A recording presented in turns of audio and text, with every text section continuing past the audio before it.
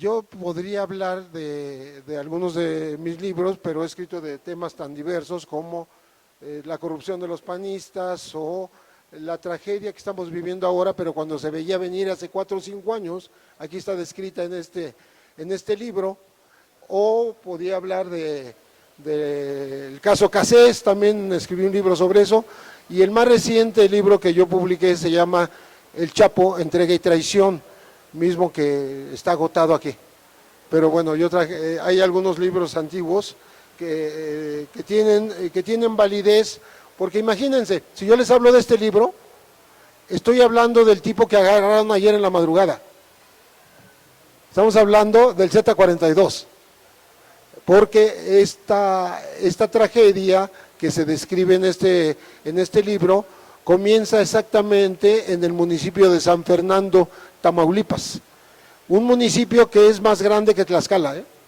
Es un municipio enorme en donde aparecieron fosas con cerca de 230 cadáveres, 240 cadáveres, empezando el 2011, y ya había pasado lo de los 72 indocumentados migrantes también asesinados ahí y que estaban en un lote baldío unos meses antes.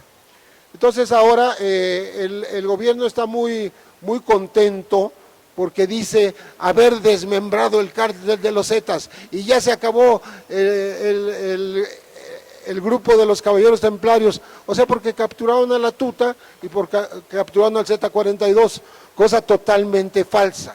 Es decir, no falsa que los agarraron, sí los agarraron. Lo que quiero decir es que agarrar capos, agarrar cabezas de grupos, de organizaciones criminales, no sirve absolutamente de nada si no hacen lo que sigue. ¿Y qué es lo que sigue? Pues quitarles la lana, quitarles el poder que tienen en diversas regiones del país, quitarles la cobertura que les dan gobernadores y presidentes municipales, quitarles la capacidad financiera para comprar armas, pagar sicarios, pagar sobornos a la autoridad, etcétera. Quitarles las propiedades. Son gente que es multimillonaria y que nos tratan de vender la idea de que ya hicieron de la tarea porque capturaron a un tipo como el profesor Servando Gómez Latuta. Ese señor, según el libro que yo publiqué hace 8 meses, sacaba, nada más de robarse el mineral de hierro y vendérselo a los chinos, se estaba llevando 25 millones de dólares diarios. Digo, para que se den una idea. Haciendo cuentas del mineral que él sacaba, sale ese número de millones.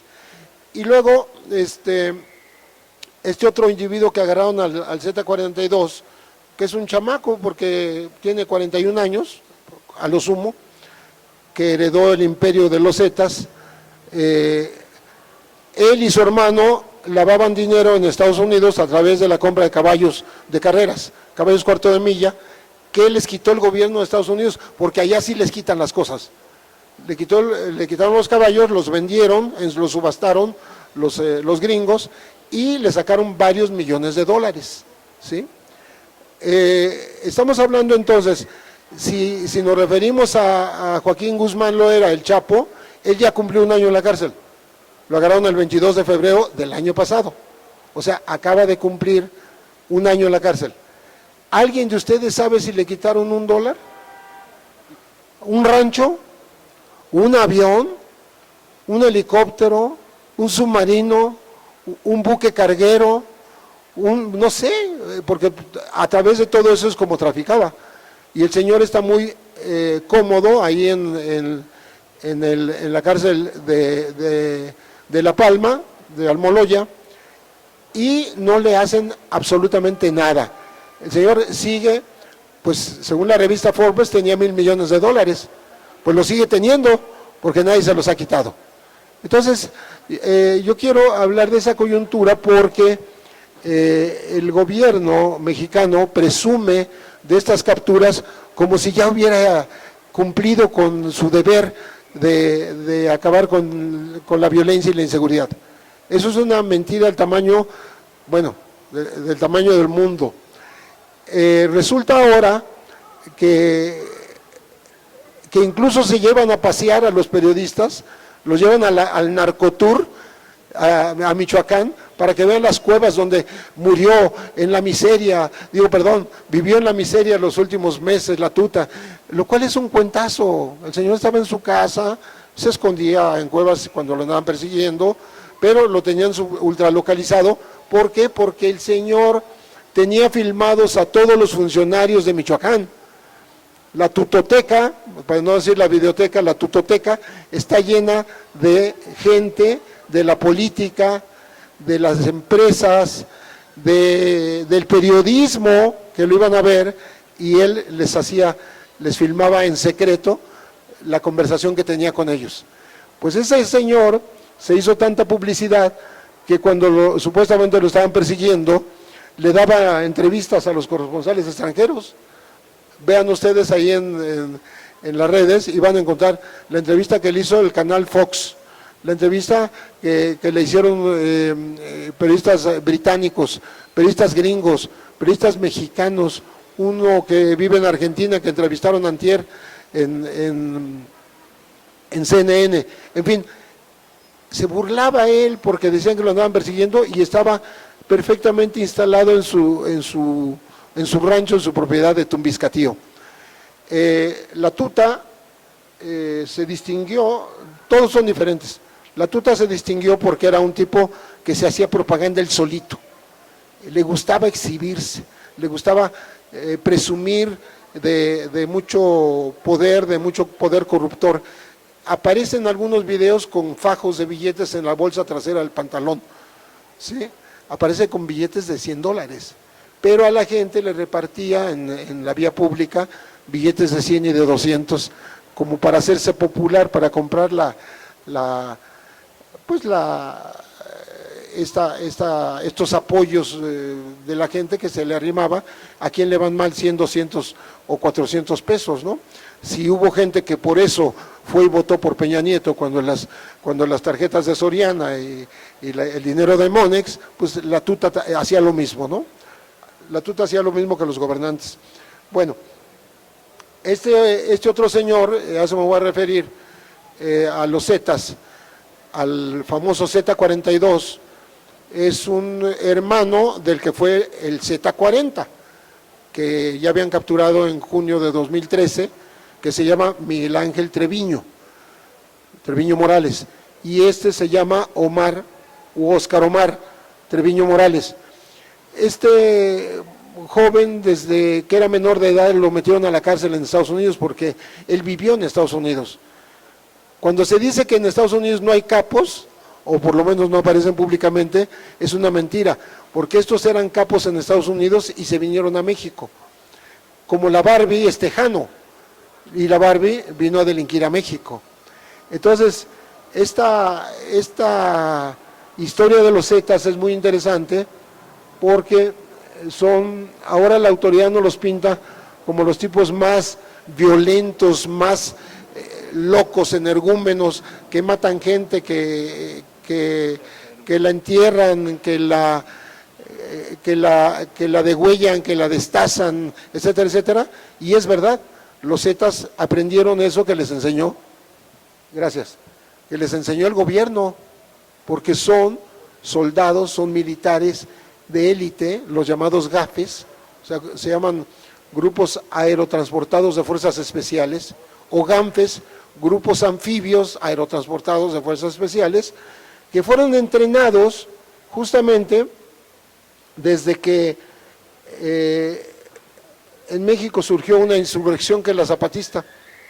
Lo curioso es que esta gente trabajó para el ejército y fue formada en México, en Estados Unidos, y también fue entrenada por los caiviles que son soldados muy sanguinarios de Guatemala. Esos fueron los maestros.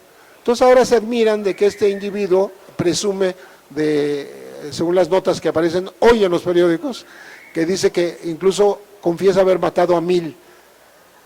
Es un cuento como cualquier otro, como cuando nos dijeron que el pozolero había disuelto a 300 cadáveres en ácido, ¿no? Pues ¿por qué 300 y por qué no 100? ¿Por qué no 500 y por qué no 1500, no?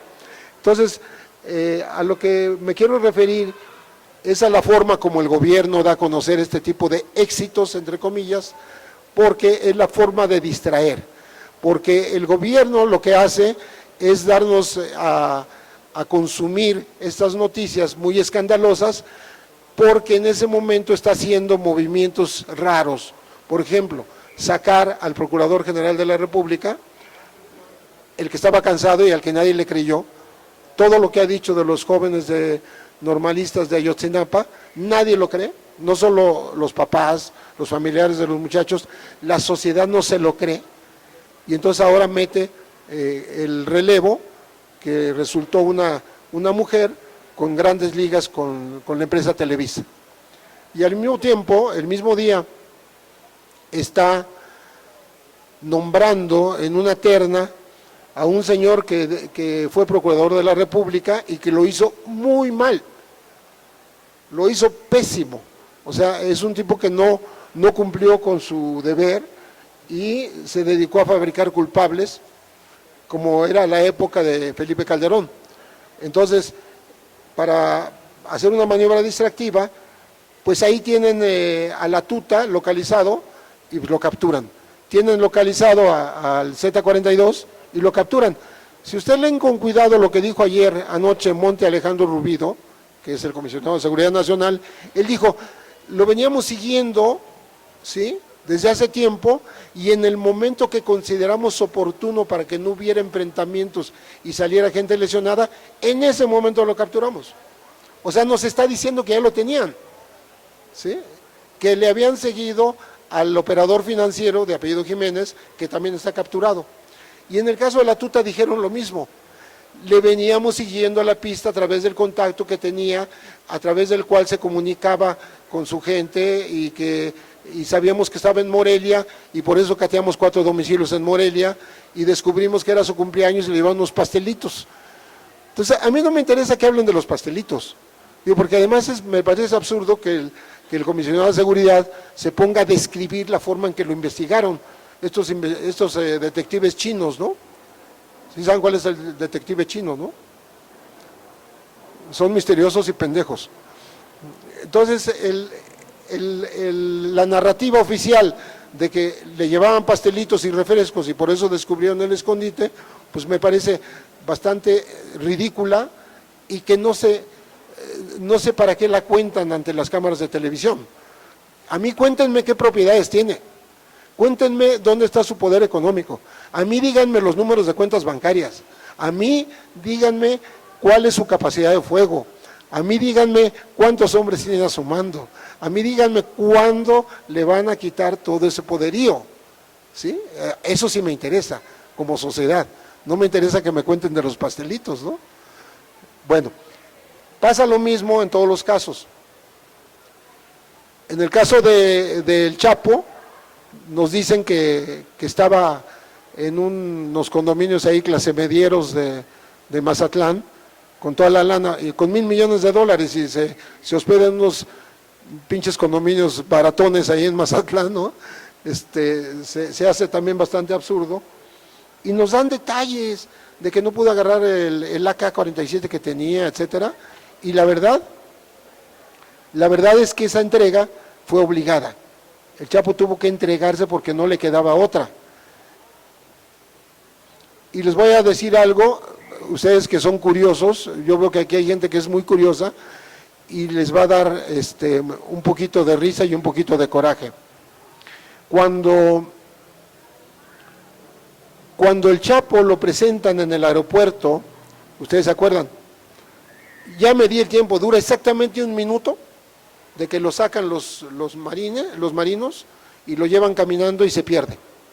Y luego ya todos se trepan en los helicópteros, ¿no? En ese minuto, ustedes van a ver que van 2 marinos altos, como los que llevaban a la tuta y como los que llevaban al Z-42, lo van conduciendo. Pero fíjense que hay otros tipos que van también tapados del rostro y traen un pantalón color beige, color caqui y camisa negra. Y ahí van a ver el escudo del U.S. Marshall. Los gringos lo trasladaron en el aeropuerto, los gringos los capturaron en Mazatlán. O sea, ni siquiera somos autónomos o soberanos para poder haberlo capturado las autoridades mexicanas. Ellos no nada más dieron el pitazo, participaron en la captura del Chapo. Y si ustedes tienen la curiosidad y le ponen, nada más pónganle US Marshall, Chapo Aeropuerto, ahí van a ver, porque vienen los acercamientos y viene el escudo en las camisetas y en la espalda de estos hombres de Estados Unidos, que en la captura del Chapo confirma que fue Estados Unidos el que lo capturó en territorio mexicano y que Estados Unidos fue el que lo obligó a entregarse, que Estados Unidos hizo un pacto con él que no sabemos de qué consiste, pero que posiblemente sea dejarle suficientes bienes para que pueda vivir sus familias, tiene 4 conocidas, tiene 4 mujeres que son conocidas, que han sido sus mujeres y que son madres de sus hijos, o sea, no solo Emma Coronel, la chavita que ahorita tiene 26 años, sino Alejandrina, que es la mamá de los mayores, y Griselda, que es la mamá de los medianos, y otra que le mataron. Bueno, entonces ese video es muy revelador porque comprueba que por algo, cuando capturan al Chapo el 22 de febrero, que era sábado, primero se dio a conocer la nota en Estados Unidos. Primero apareció la foto en Estados Unidos.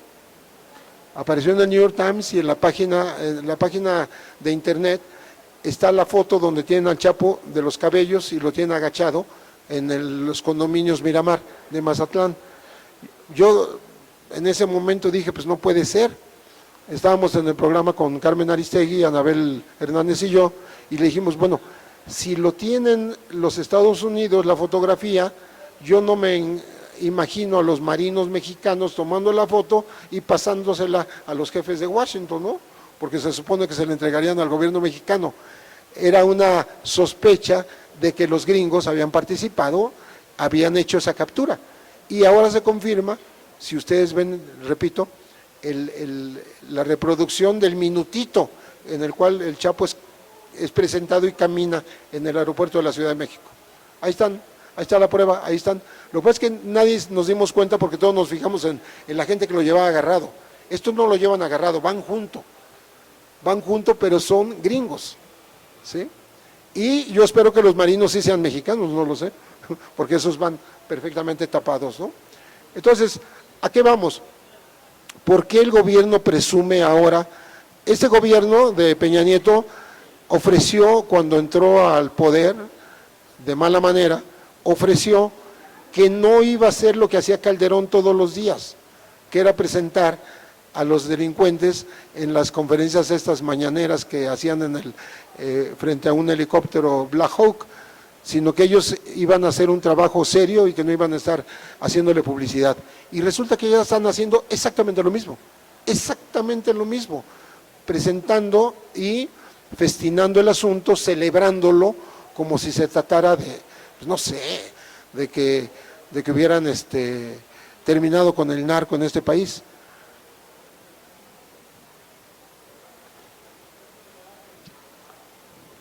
Volviendo al tema del Z-42, de memoria yo les puedo decir 10 o 12 Zetas que han capturado o que han matado, pero no se han acabado los Zetas.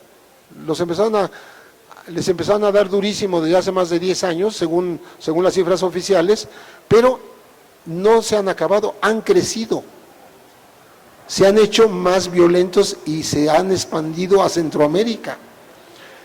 Guatemala es territorio Z, igual que Veracruz, pues. Digo, Veracruz también es territorio Z. Todo el Golfo de México está en poder de ellos, empezando desde la península de Yucatán, pasando por Tabasco, Veracruz, Tamaulipas, Nuevo León, Coahuila, parte de Chihuahua, La Laguna, y luego el centro.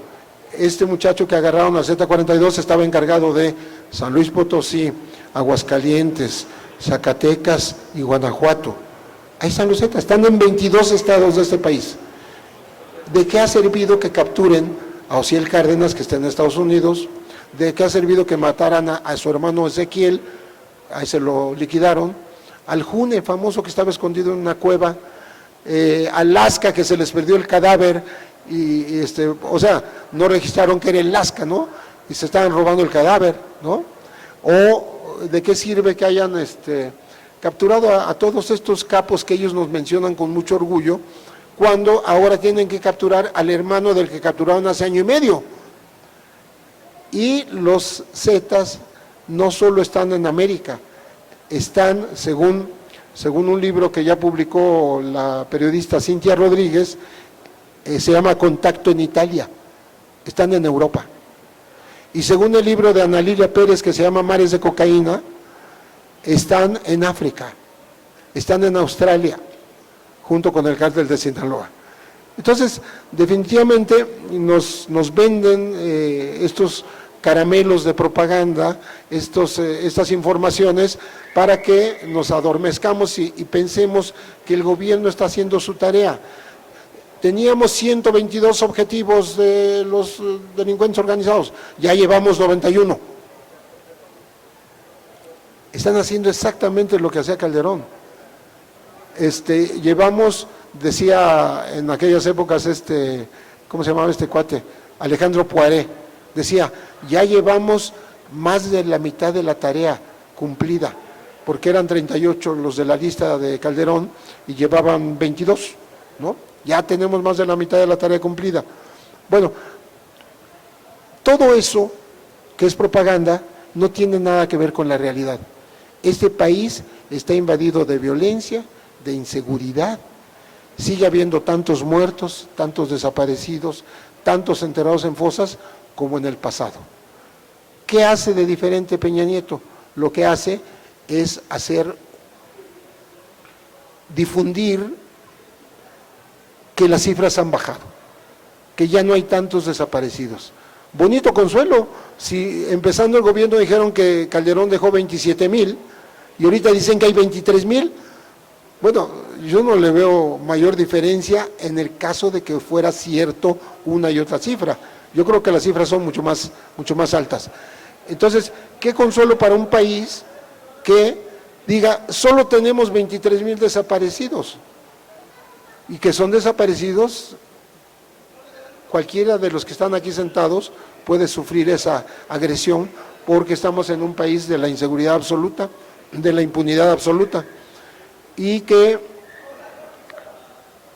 ahora no nada más se encarga de perseguir a los opositores, sino que a cualquier ciudadano lo pueden levantar y lo pueden secuestrar y lo pueden, pues, desde torturar hasta quitarle la vida. Yo no sé si ustedes vieron hace unas pocas horas, 2 expresidentes mexicanos escribieron una carta junto con otros expresidentes de otros países que se llaman Ernesto Zedillo y Felipe Calderón, pidiéndole al presidente de Venezuela que componga las cosas porque está muy peligroso el asunto allá y están matando opositores y están coartando las libertades. Yo no sé con qué autoridad moral pueden ellos criticar a un presidente de cualquier país, no digo el de Venezuela, cualquiera. Entonces, estaba escuchando esta tarde al vocero de presidencia, que se llama Joaquín López Dóriga, digo porque él fue el que anunció el cambio de la PGR, o sea, no lo anunció el vocero de la presidencia, lo anunció Televisa, que se iba Murillo Karam, porque estaba muy cansado, no lo dijo él, a la SEDATU, y que iba a llegar a la PGR la que llegó, lo anunció Joaquín López Dóriga, ni más ni menos.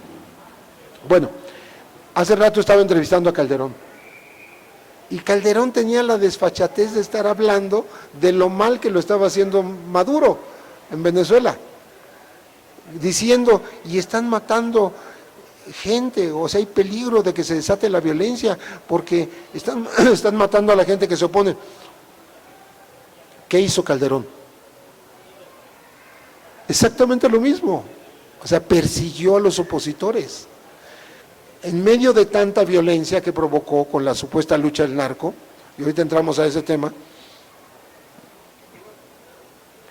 se llevó entre las patas a más de 100,000, que es el número de homicidios oficial, dado por el INEGI, no por Calderón. Calderón hablaba de 70,000, pues da lo mismo 70,000 que 110,000, pero en fin, INEGI dice que son más de 100,000. Pues este señor que provocó esta guerra y que provocó tanto muerto, hoy está criticando porque hay unos cuantos que en efecto han sido liquidados o atacados en Venezuela. Yo no sé dónde está su autoridad moral para hacerlo. Bueno, a mí me da pena ajena que eso es lo que haga. Lo que se sostiene en este libro y en otros que han abordado el tema de la delincuencia organizada es que después de toda esa maldita guerra que inició Calderón, que la inició antes de 2 semanas de estar en la silla de los pinos, no sirvió de nada, porque hay más de 100,000 muertos, porque hay quien maneja una cifra espantosa, pero vamos a poner más de 30,000 desaparecidos, hay 1,5 millones de desplazados de sus lugares de origen, hay 80,000 migrantes desaparecidos en territorio mexicano, hay toda una secuela de daños que ha sufrido la sociedad mexicana. Bueno, todo eso pasó para que tengamos ahora más producción de droga. Esto fue el pretexto, la guerra al narcotráfico, pero la guerra al narcotráfico no surtió ningún resultado. Les voy a decir algo que es espantoso. Estamos produciendo más del doble de la heroína que se producía cuando Calderón inició la guerra. Se está produciendo una heroína con una amapola transportada, domesticada desde el Triángulo Asiático, que es mucho más fina que la que antes producíamos. Es decir, México es mejor productor de heroína que antes de la guerra. Estamos produciendo más marihuana que antes de la guerra. Estamos pasando cocaína que se produce en Sudamérica, tanta como hace 8 años. Y además estamos fabricando drogas sintéticas porque pues antes no existían, pero ahora México es campeón en fábrica de drogas sintéticas. Entonces estamos peor que antes. O sea, fueron 100,000 muertes o más de 100,000 muertes inútiles, porque no condujeron a ningún lado. Entonces, en ese sentido, no se puede creer la propaganda que nos da el gobierno de que ya está acabando con los cárteles y está acabando con esta delincuencia que no nada más tiene que ver con el tráfico de drogas, sino que tiene que ver con todo lo que ustedes conocen, que es el secuestro, que es la extorsión, que es el cobro de piso, que es el contrabando, que los cárteles se encargan hasta de la venta de discos pirata, que es el contrabando, que es la trata de personas, sean migrantes, sean mujeres, sean niños. O sea, toda esta pesadilla que está ocurriendo en México, que no empezó ahorita, sino que viene de hace varios años, está ocurriendo gracias a lo que los gobiernos más recientes, empezando desde el de Fox para acá, Fox, Calderón y Peña, el tipo de política que están haciendo para disque combatir a la delincuencia. ¿Saben cuándo se dejó de fumigar sembradíos de amapola y sembradíos de cannabis o marihuana? En el momento en que Fox dejaba la presidencia y empezaba la de Calderón. ¿Saben cómo se llamaba el procurador que empezó con Felipe Calderón y que le tocó oficialmente escribir el oficio, valga la redundancia, en donde transfiere 108 aeronaves, o sea, avionetas, aviones y helicópteros con los que se fumigaba, se los pasó a la Secretaría de la Defensa Nacional? Ese procurador se llamaba Eduardo Medina Mora, que ahora quieren que sea ministro de la Corte,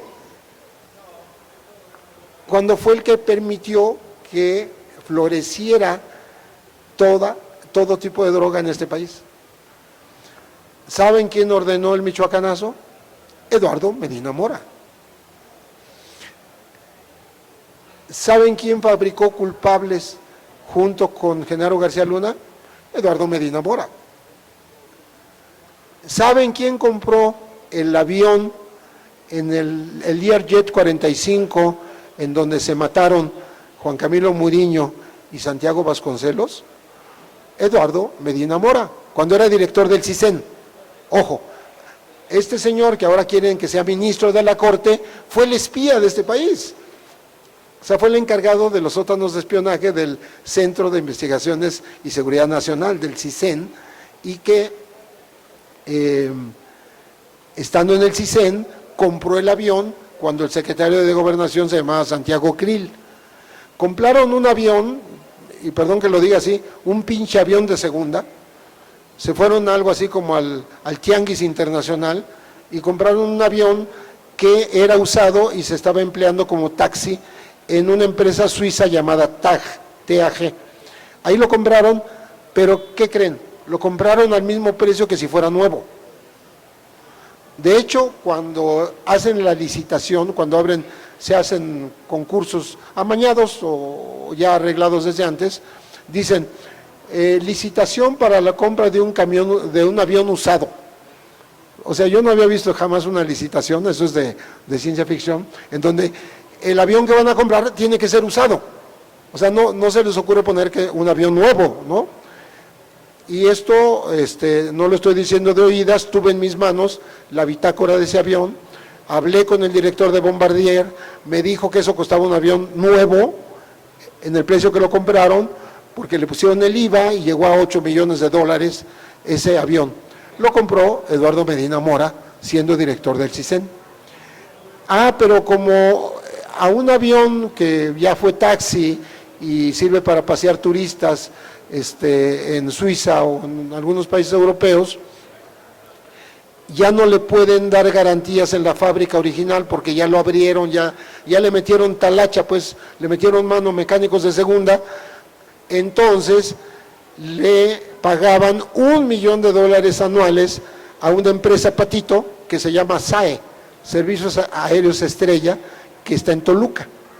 Una empresa que es la que finalmente fue acusada de haber puesto los pilotos, y la versión oficial es que los que tuvieron la culpa de la caída del jet fueron los pilotos, porque la culpa la tienen en este país los que ya están muertos, que no se pueden defender. Entonces, les cuento eso para que vean cómo estas capturas son sospechosas de ser distractoras, porque en ese momento están queriendo meter gol, metiendo a este personaje totalmente deplorable, que es Medina Mora, que fue embajador en Londres y luego fue embajador en Estados Unidos, o sea, sirvió a los gringos ahora recientemente, y que el día de hoy se está revelando que conoció de la operación Rápido y Furioso, que consistió en meter armas a México, supuestamente para darle seguimiento y saber quiénes eran los contrabandistas de armas en México, y que él mandó incluso agentes y oficiales de la PGR a entrenar a Estados Unidos para que aprendieran a ubicar las armas y las matrículas, porque luego les borran las matrículas a los rifles y a las metralletas para hacer que se pierda su origen. Bueno, este señor Medina Mora estaba en total conocimiento de que los gringos nos estaban mandando armas de manera absolutamente ilegal. En Estados Unidos costó renuncias y se armó un escándalo. En México no pasa nada, porque el señor negó que él hubiera tenido conocimiento. Sus sucesores en la PGR, que era el señor Chávez y la señora Marisela Morales, dijeron que ellos no sabían nada. El señor Alejandro Poiré, que era el secretario de Gobernación después de que se murió en otro helicópterazo, el señor Francisco Blake, dijo que tampoco sabía nada. Entonces ahora nos estamos enterando por documentos oficiales, por oficios enviados entre México y Estados Unidos, que sí sabía de Rápido y Furioso. Bueno, ese es el personaje que nos quieren clavar en la Corte, el ministro que quieren que sea Medina Mora. Yo aquí lo digo en público, yo espero que no llegue y creo que no va a llegar. O sea, ya es demasiado escándalo. Pero como somos el país donde no pasa nada, muy posiblemente, como la gente no está organizada para protestar, muy posiblemente nos lo hagan ministro de la Corte. Con lo cual, imagínense si esta gente que fue del Consejo Consultivo de Televisa y la procuradora, cuyo hermano es el director de noticiarios, Leopoldo Gómez de Televisa, va a investigar lo que pasó con las camionetas con los logos de Televisa que llevaban droga y millones de dólares en Centroamérica, en Nicaragua. Por supuesto que no, eso nunca va a ocurrir. Imagínense que esta nueva procuradora va a investigar quiénes inventaron los delitos y metieron en la cárcel a Florence Cassés. Hay 25, están nombrados en una recomendación de la CNDH. Ni uno ha sido investigado. Estamos hablando de Genaro García Luna, de Luis Cárdenas Palomino, del encargado de ahora de la seguridad en Puebla,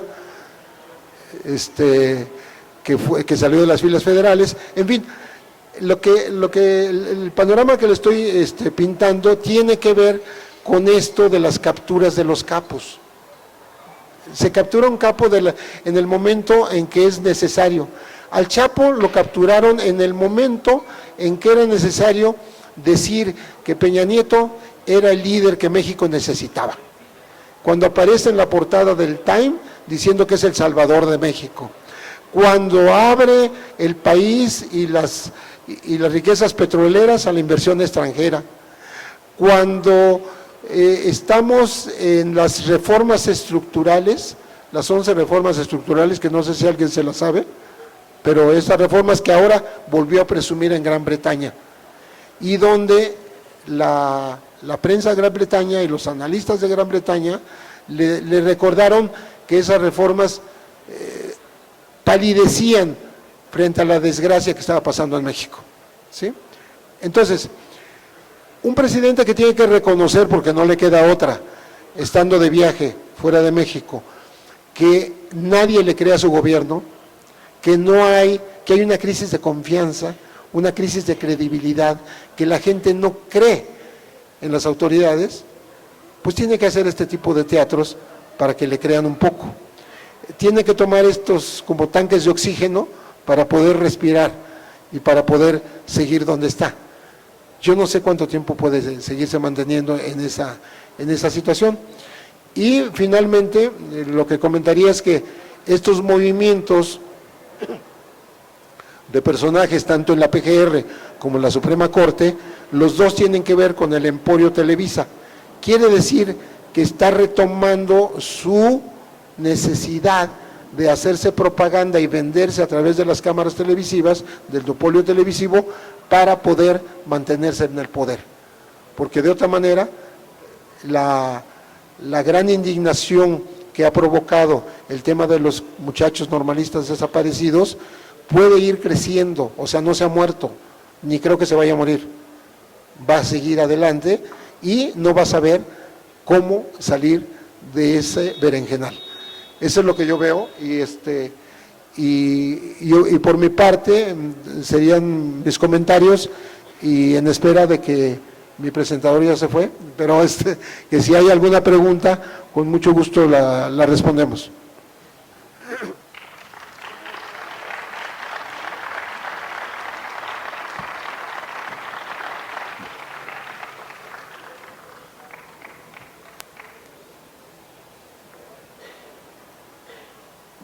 ¿Te pasa usted? Bueno, ok. ¿Alguien tiene una pregunta? Aprovechen porque no todos los días tienen a Pepe Rebeles enfrente que les puede contestar. Marina tiene una pregunta. Una pregunta aquí. ¿Es José Rebeles? Bueno. Ahora sí que una pregunta. ¿De qué manera influiría el que quedara esta Arely Gómez en la Procuraduría General de la República y otro señor Mena? Eduardo Medina Mora. Eduardo Medina Mora en la Suprema Corte de Justicia, Yo pienso que están como preparándose para las elecciones inclusive de 2008, cómo van a influir estos nombramientos en estas elecciones ya próximas y en las de 2018. ¿Cómo cree que van a influir? Porque yo pienso que ya están preparando un fraude gigante, ¿no? Sí, yo creo que, perdón, es que iba a empezar a contestar, nos Sí, esperamos a otra pregunta. Hacemos varias preguntas y alguna... ¿Te puedes acercar? Es que no da el...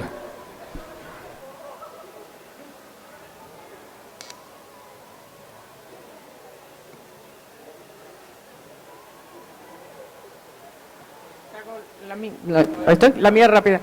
El video que salió de la detención de la tuta, a mí me sorprendió mucho porque yo soy incrédula, igual que tú, y no me creí el sistema de el pastelito y el cumpleaños y la madre, ¿no? Y a la hora a la que pasan el video, se ve muy enojado. Se ve muy enojado, sobre todo porque en teoría lo agarraron con uno de sus hijos, ¿no? Y bueno, ya a estas alturas, como tenemos una sección de producciones de video de el narco de su el que se le antoje, le producimos el video, como lo agarramos. Así que ya no sé, de plano es tan buen actor, o sí estaba encabronado, o de plano el nivel de montaje hasta el video era tan cañón.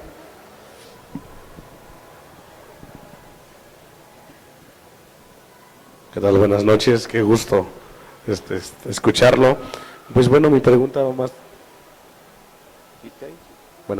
mi pregunta va más que nada en el sentido, bueno, con Calderón inició esta guerra, esta psicosis del narcotráfico, pues con la intención de crear esa incertidumbre, ese clima de tensión entre toda la sociedad, por la forma en que él llega, una forma ilegítima, una forma cuestionable.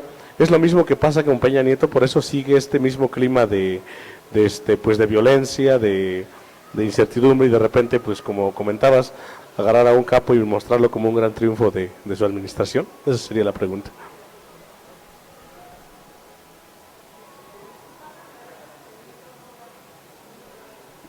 Mi pregunta va enfocada a cómo considera usted que va a influir el movimiento social que se está dando en el estado de Guerrero con respecto a las próximas elecciones en este mismo estado y de manera nacional. ¿Qué influencia tendrá este movimiento?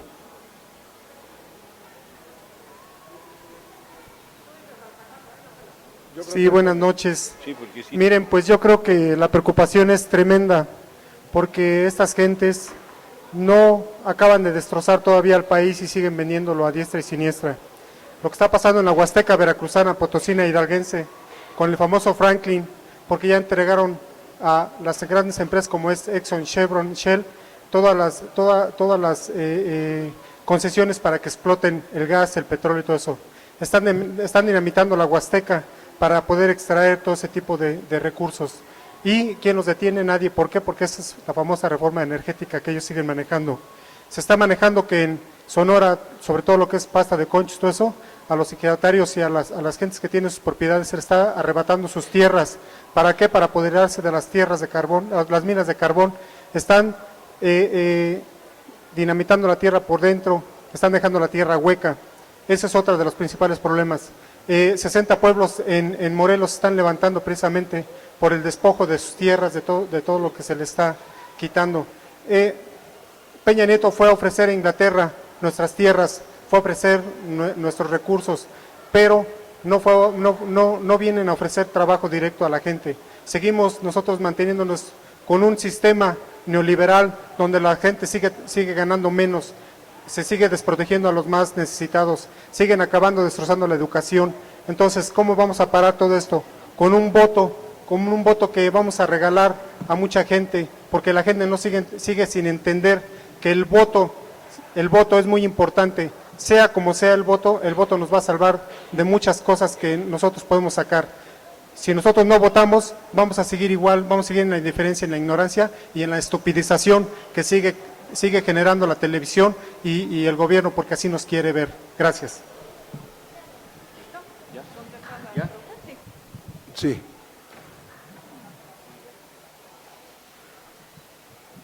Entonces, bueno, voy a empezar al revés, porque esta pregunta última me recordó lo que sostiene un joven escritor que se llama Federico Mastrogiovanni. Mañana está acá. Bueno, mañana lo pueden escuchar directamente a él, pero yo les voy a adelantar un poquito de cuál es la tesis que ha ido consolidando y que escribió en su libro, que tiene que ver con el mapa de la violencia, el mapa de los desaparecidos, el mapa de la gente que es desplazada de sus lugares de origen, tiene que ver con el mapa de los recursos naturales. Es decir, donde hay minas, donde hay posibilidad de hacer fracking, esta producción de combustibles, ¿sí?, mediante el rompimiento de las rocas y con mucho desperdicio de agua, donde hay recursos petroleros como la cuenca de Burgos, ¿no? En todos estos sitios, y ahora me lo trajo a la mente lo que dijo aquí el compañero, porque dice que están en la Huasteca, están arrebatando minas de carbón en Sonora mediante explosiones a cielo abierto, etcétera. Me recuerda la tesis de Mastrogiovanni, que va a estar aquí mañana, que donde ha habido más violencia y más desalojo de gente por esa violencia es donde requieren que no haya testigos incómodos, o sea, para explotar los recursos. O sea, están sacando a la gente de donde va a haber explotación de recursos. Y como aquí escuché yo explicar en una ocasión a Luis Hernández Navarro, Luis Hernández Navarro explicó muy bien cómo la ley de estas reformas que hizo Peña Nieto está por encima de la ley agraria. O sea, los campesinos ya no van a estar discutiendo si la tierra les pertenece y poner un amparo. No. Aquí está la primacía, es la explotación de la empresa extranjera privada sobre los derechos de los campesinos.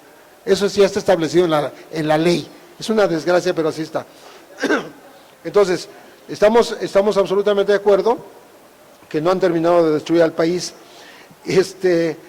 Y yo creo que hay el compañero que menciona cómo va a influir el movimiento social de Guerrero en el futuro del país. Yo digo que hay muchos movimientos, no nada más Guerrero, hay muchos movimientos sociales que parece que la gente no está trabajando, pero la gente está trabajando en la base en muchos lugares del país. Por ejemplo, se están reagrupando y fortaleciéndose lo que son los familiares de los desaparecidos, porque es un tema que para mí es de los pendientes más graves de este país, porque cada desaparecido implica el sufrimiento de 5 o 6 familiares. Si hay 30,000 desaparecidos, estamos hablando de más de 200,000 o 200,000 mexicanos que están sufriendo, de los que sabemos, ¿sí?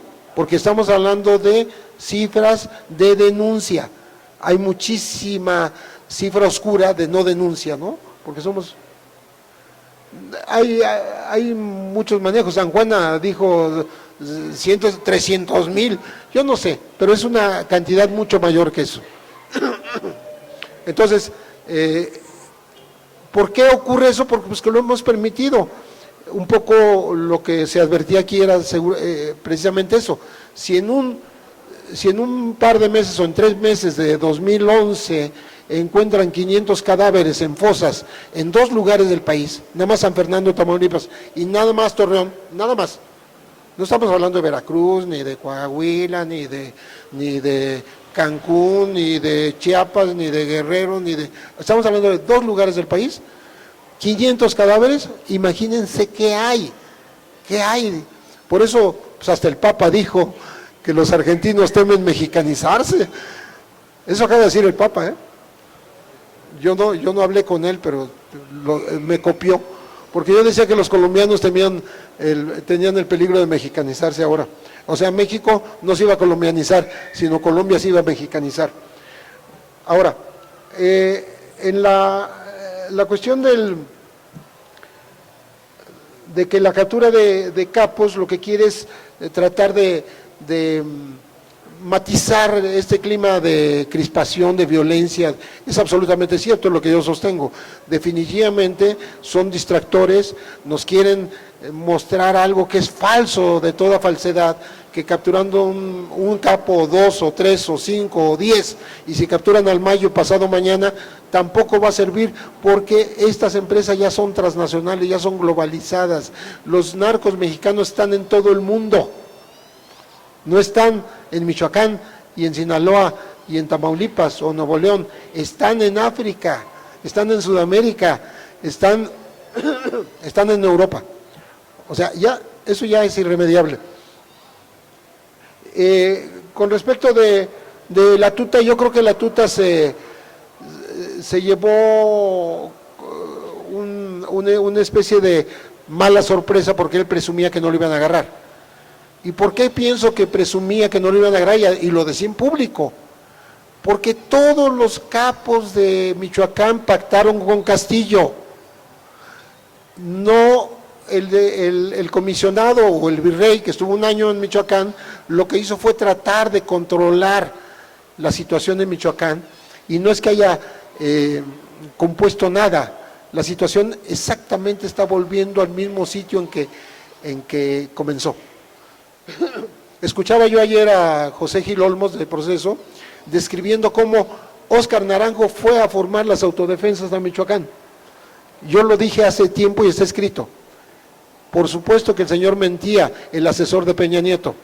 Lo hicieron para reventar el estado de Michoacán y tratar de tomarlo, y ahí contesto la primera pregunta, los cambios en las elecciones. El PRI, el nuevo PRI, que es el viejo PRI, que cumplió 80 y ¿cuántos años? ¿86? ¿88? Los que haya cumplido. 86 porque nació el 29. Ese PRI quiere recuperar Guerrero y por eso miente sobre Guerrero. Quiere recuperar Michoacán y por eso finge que va a arreglar Michoacán, y lo único que hace es encerrar a los líderes de las autodefensas que fueron insumisos, que no se dejaron manipular. Por eso Mireles no va a salir sino hasta después de las elecciones. No va a salir. Hipólito Mora tampoco. Posiblemente el americano sí, porque es aliado de Castillo. Pero los otros seguramente se van a quedar hasta que pasen las elecciones para que no hagan ruido.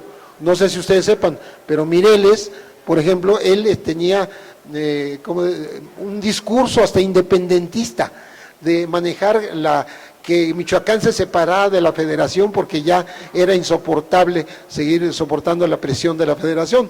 Bueno, tendrá o no razón, eso no me interesa.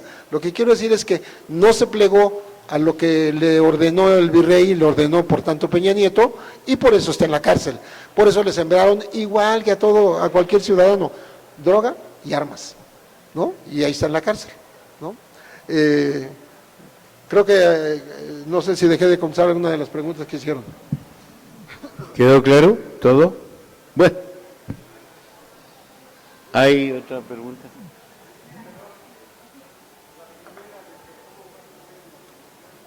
Bueno, es que eso era lo que yo decía. ¿Cómo va a fluir en las elecciones? Pues ellos quieren todo a su favor. O sea, el PRI quiere recuperar Guerrero y quiere recuperar Michoacán, punto.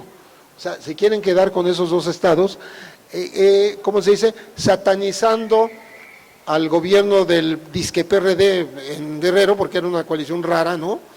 Se dice que Ángel Eladio es compadre de Peña Nieto, entonces se cuentan las cuestiones personales.